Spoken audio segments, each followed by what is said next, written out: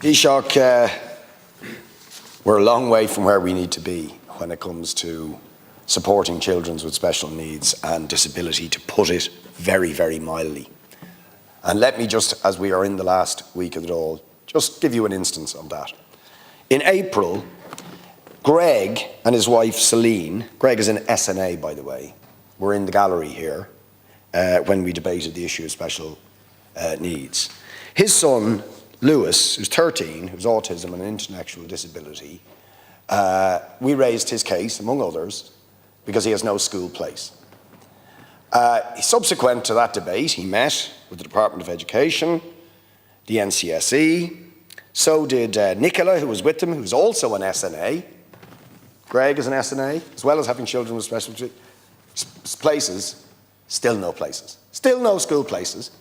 If they don't get a school place, not only are we shortchanging those vulnerable children with special needs, Greg and Nicola will have to stop being SNAs, and that will roll on to affecting other children with special needs. Or Theo, who's 14, who's in residential care, autism, severe end of the spectrum, intellectual disability, stays with his parents for a couple of days a week, who are in the Dún Laoghaire area, had to go to court to get a placement in Louth, when the parents live in Dún Laoghaire, and is in a residential placement in Meath, but stays with his parents in Dún Laoghaire 2 days a week. So it's completely untenable, and it doesn't actually provide for their needs. It doesn't actually provide for their needs. The parents are supposed to drive up and back down to Louth for a place that isn't even suitable. They've had to go to court to try and vindicate the rights of their children. Still, no place, no placement. We got to do better than this, Taoiseach. Thanks very much, Ciarán, and thanks to deputies for raising a range of issues. And look, I want to appreciate Deputy Boyd Barrett's point that we do need to do more and do better when it comes to children's disability services. Indeed, I have to say, Mr. Carr McNeill had written to me specifically about a number of cases in Dún Laoghaire. There does seem to be particular concerns in terms of the scale of the teams. Indeed, you've referenced a number of them there today, whether it's Louis or Theo and others as well. Let me just, so I suppose there's two issues here, I think, and indeed it brings me into Deputy Paul Murphy's point as well. So look, the issue in relation to school places, there is a change of approach being taken in relation to school places, and we will look seriously at your bill, Deputy O'Murrica, which sounds to me instinctively to be logical, but let's look at it in some detail. There is a forward planning unit that has now been set up in the Department of Education in relation to special schools and children with disability and planning, because like, it can't be rocket science. People know a child who is X age is going to require a secondary school place, and it seems to me that this hasn't been happening at an early enough point. And it has, like, we'll get to the point. I can stand here today and I can tell you with a degree of confidence that every child will have a school place in September. I get that. That's good.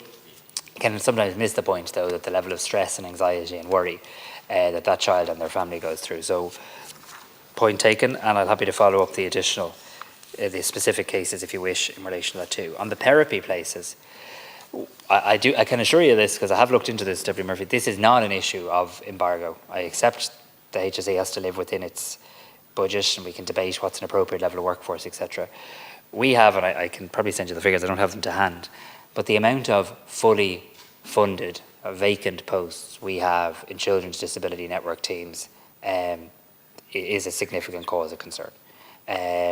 We ran, now look, there's a little bit of encouragement. We ran a recruitment campaign that I think concluded a little while ago, and at the end of May 160 offers were made to successful candidates. I'm going from my memory here rather than my note, but I think around 53 job offers from that 160 have now been made and processed. There is another recruitment campaign about to be run as well. They're also looking at new innovative ideas around therapy assistance and new grades in that space. It did work in other areas like psychology in the past. They're looking at things like student sponsorship programs as well. But I can absolutely tell you, and I met Bernard Gloucester, the head of the HSE, on this only about a week ago. On this occasion, there's other issues you can point to funding challenges, I'm sure, but on this issue, we actually have more funding allocated than posts we can currently fill. And we need to work intensively in relation to that, and we are. The second thing we need to do is we need to increase the number of people that we're training in these spaces.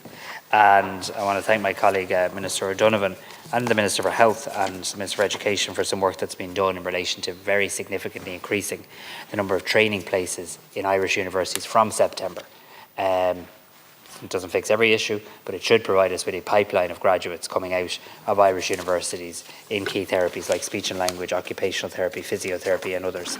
And I'm pleased that that will kick off from September. Try me again? Well, I think there's certainly, there's a very interesting discussion to have, particularly when people do that at master's level. I'm a big fan of reducing fees. I did it twice, but at master's level in particular, I think there is a conversation to be had about if you're willing to work in the Irish Health Service in particular.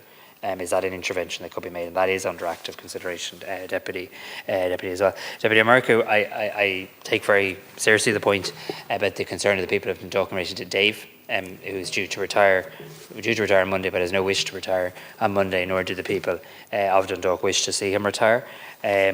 I will ask my colleague Alan Dillon, who's the Minister of State with responsibility in that department, to see if anything can be done. There's obviously a role for the local authority there as well that I don't wish to speak for, and your office might contact Minister Dillon as well after this, and let's see if there can be clarity brought in relation to that. And look, in relation to Deputy Tobin, I have a detailed note, but not for this question, unfortunately, so I'm happy to write to you on it in relation to children in care who have gone missing in our state. It is a serious issue and it is taken seriously as well. And I do believe we need to do more in terms of beefing up our child protection services. I'd argue we have made a number of steps in recent years, whether it's constitutional change, legislative change, the establishment of TUSLA, but certainly your ask, will we do more in relation to the budget in this area, is one that I'll take very seriously. Gurmagat.